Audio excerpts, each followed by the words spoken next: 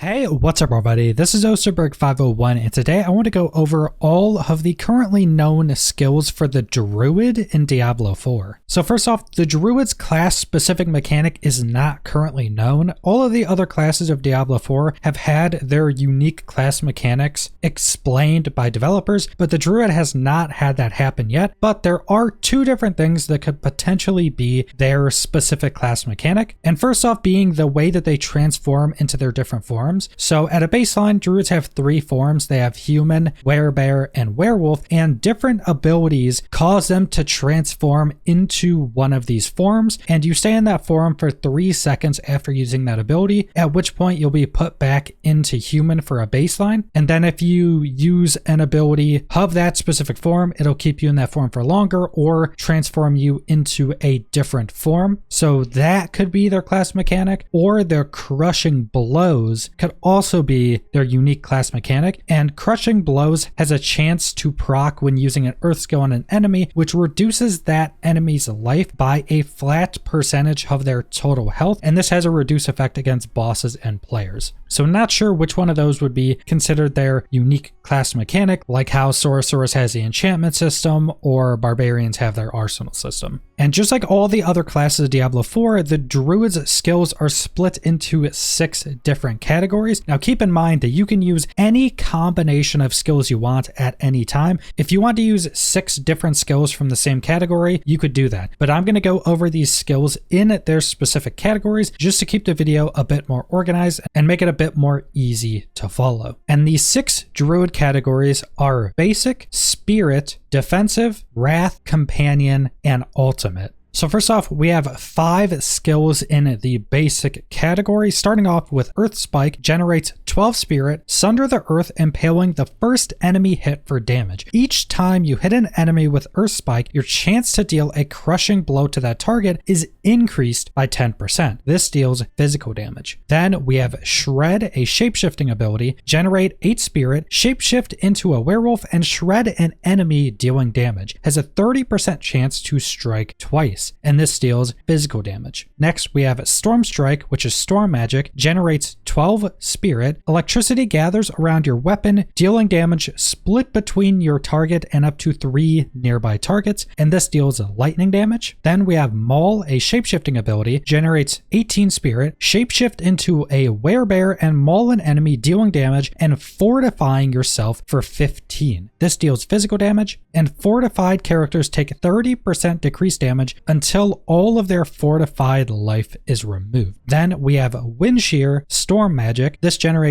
12 spirit, conjure a piercing blade of wind, dealing damage and increasing your movement speed by 5% for 3 seconds up to 30.